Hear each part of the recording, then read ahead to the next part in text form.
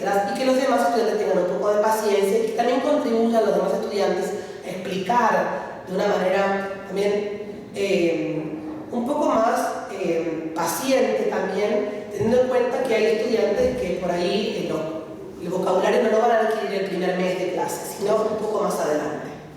Y además, bueno, en este caso, ellos sí tienen una investigación en curso. Entonces, digamos, ¿cuál sería la vinculación entre este curso de teorías de las relaciones internacionales con los cursos de metodología que también están llevando en el posgrado, o en general la relación más sana o más fructífera que puede haber entre las teorías y la metodología?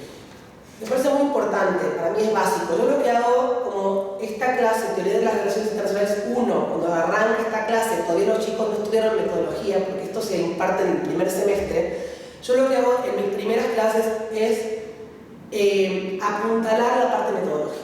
Entonces lo que hago es, bueno, tengo una lectura para eso, que aparte la quiero citar porque es mi gran profesora dorada, la doctora Graciela Arroyo, que es un libro maravilloso sobre metodología de las relaciones internacionales.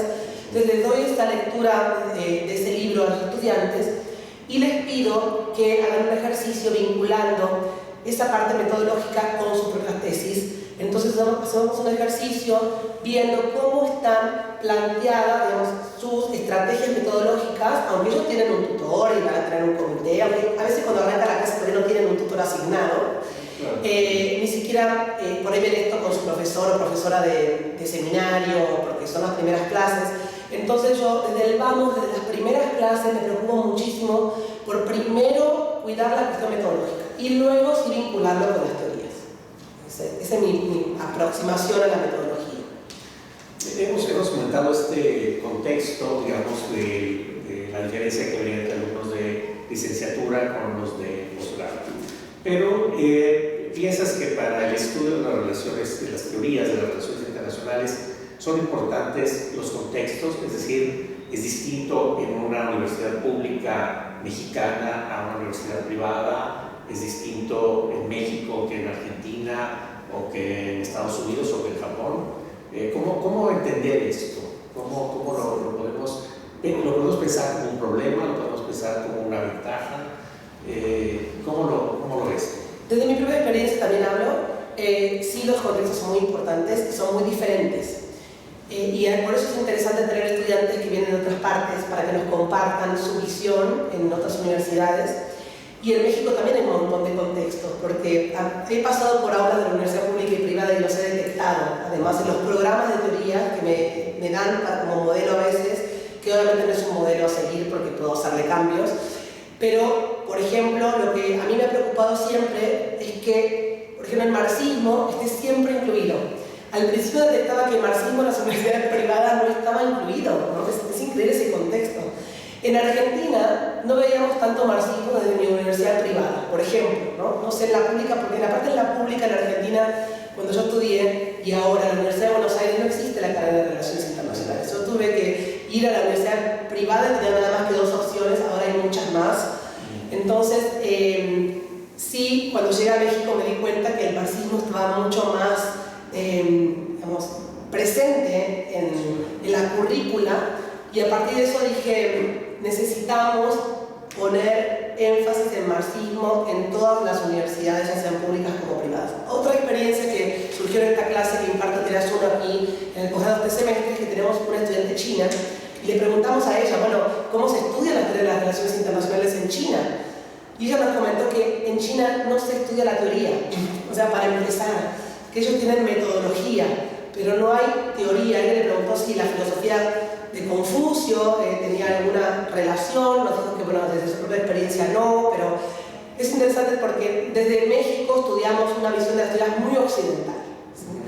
Y a mí me ha preocupado mucho también tener una visión desde América Latina. Por ejemplo, hay un libro coordinado por Jorge Schiavone y otros profesores investigadores desde México que aportan un desglose de estas teorías desde México, pero claro, a veces leemos los artículos, pero las fuentes para crear esos capítulos son obviamente anglosajonas, ¿no? Entonces, desde América Latina lamentablemente todavía no tenemos una visión muy local, a menos que, bueno, que estudiemos la teoría de la dependencia, que incluimos, o el realismo periférico porque es una teoría de Carlos Escudé que explica la situación, por ejemplo, de Argentina en los años 40. En los años 40, cuando Argentina decidía no participar en la Segunda Guerra Mundial por la cuestión interna, entonces se crea esta teoría de realismo periférico. Sí es importante incluir esas teorías, esas visiones desde México, pero también hay muchos Méxicos. Estamos hablando de universidades públicas, universidades privadas, y no solamente la pública o la privada también hay diversidad. Una cosa es estudiar la carrera en el ITAM, que tiene una impronta mucho más economicista, que estudiarla en el TEC de Monterrey o la NAHUAC, o estudiarla en otras universidades. Entonces, creo que también depende de qué universidad uno estudia la carrera y le va a dar una impronta diferente a las teorías y a la misma disciplina, a la misma carrera que uno está estudiando. Entonces sí es muy complejo, pero yo propondría entonces tener esto muy en cuenta, muy presente, que los profesores se preocupen por esta cuestión, que traten de tener diversidad en sus bibliografías, que traten de proponer lecturas que vayan más allá del mundo anglosajón, de Estados Unidos y de Europa, ¿sí? Que traten de buscar textos de otras regiones del mundo. Sí, así es. Bueno, lo has mencionado, sobre todo América Latina. Hay un diagnóstico relativamente reciente de Alan Tickner y de otros que dicen que, bueno, en América Latina ha habido un gran desarrollo del pensamiento filosófico, político, todo, incluso de las teorías del desarrollo y de la dependencia, que son teorías, digamos, que están enfocadas al sistema mundial, pero que hoy en día están reproduciéndose en una buena medida estas teorías anglosajonas, a estos mismos autores, estas mismas lecturas.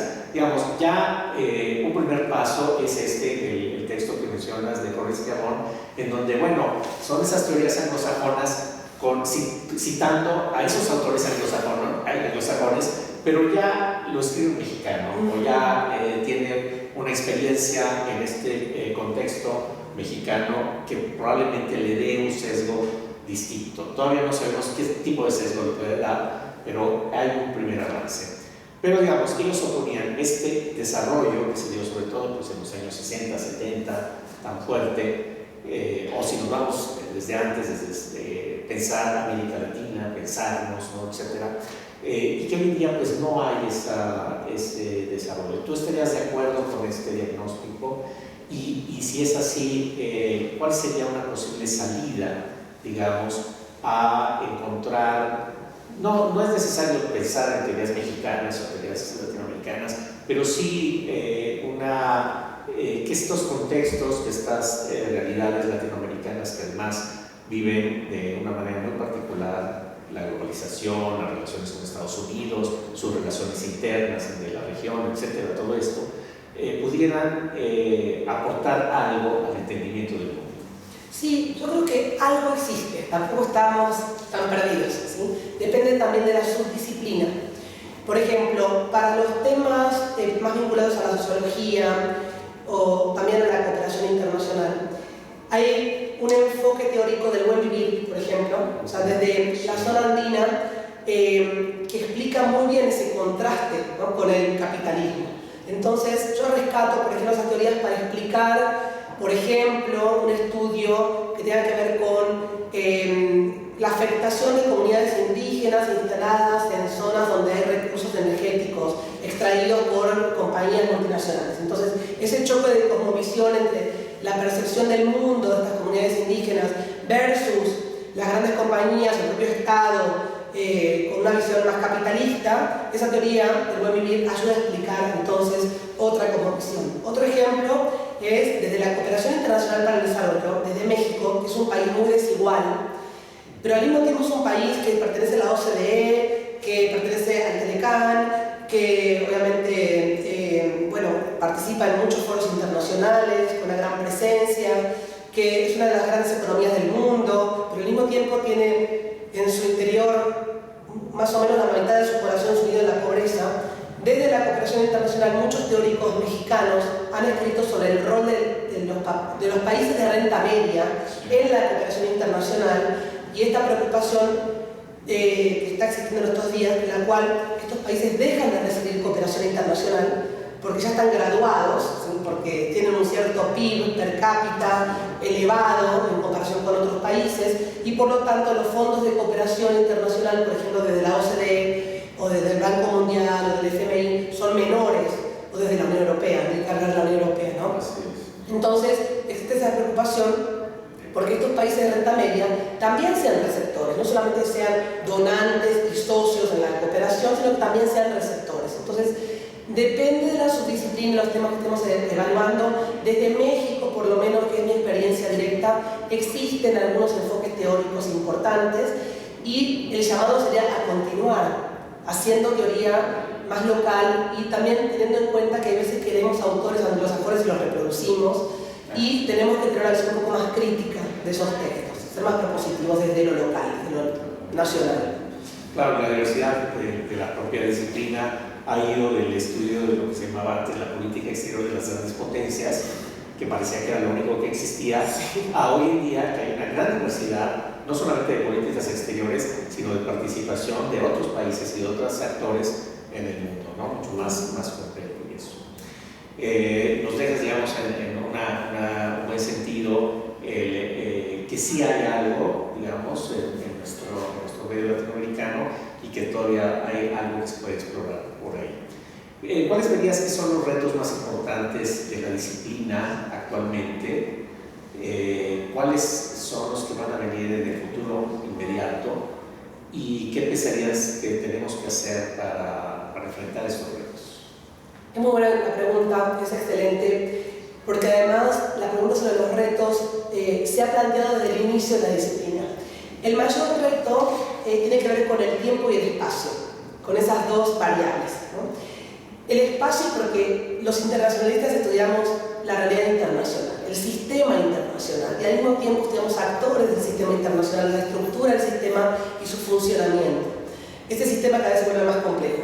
Entonces, hay un primer reto que yo identifico que tiene que ver con el espacio, con nuevos actores, con nuevos temas de la agenda, temas transversales, temas multidisciplinarios, temas que necesitan de varios especialistas, que los internacionalistas nos sentemos con otros especialistas de otras disciplinas. Y otro de los grandes temas es la variable temporal, el tiempo. Los acontecimientos son, digamos, increíblemente veloces. O sea, hay acontecimientos como, por ejemplo, el 11 de septiembre que cambiaron el mundo para siempre. Yo estaba estudiando la maestría cuando vino el 11 de septiembre y, bueno, me cambió el análisis de la tesis y el análisis del mundo, de cómo estudiamos las teorías, de muchas cosas. Entonces, un acontecimiento así realmente cambia la realidad de una manera muy inesperada, aunque si nos ponemos a pensar no era tan inesperado, pero en ese momento es un momento de la historia que sí transforma la disciplina. Entonces, el gran desafío es crear escenarios.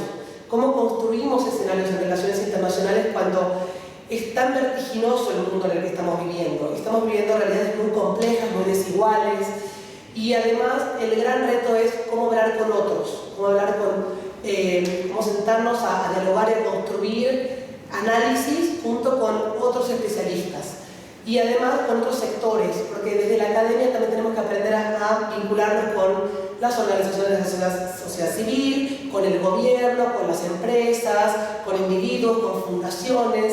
Creo que es muy importante ese diálogo intersectorial, no solamente multidisciplinario, sino también con personas que trabajan en diferentes sectores. Es un gran desafío.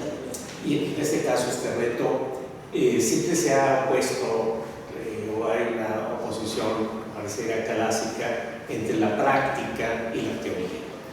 En este caso estás diciendo hay que acercarnos a estos actores, estos sectores de la práctica de la profesión de Relaciones Internacionales. ¿Cómo lo hacemos?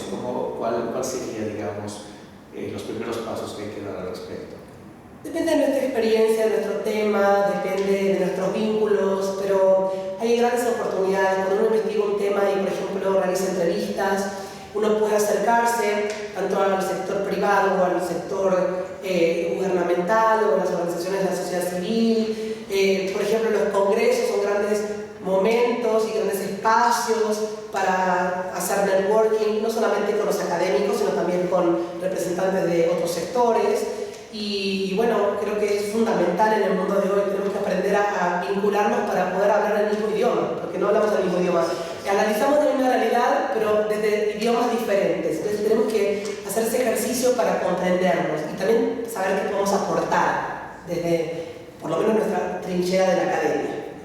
Así es, muy bien. Nos has planteado retos muy interesantes que vienen a futuro, pero también una visión esperanzadora, donde tenemos elementos que pueden aportar a, sobre todo, tener una ciencia, una disciplina mucho más sólida y que aporte a los problemas del mundo. Sí, es una disciplina fascinante y muy importante en el mundo de hoy. Así que seguiremos presentes los internacionalistas aquí y seguiremos formando analistas durante mucho tiempo. Muchas gracias. Eso espero. Muchas gracias, Valeria. Gracias. Muy bien.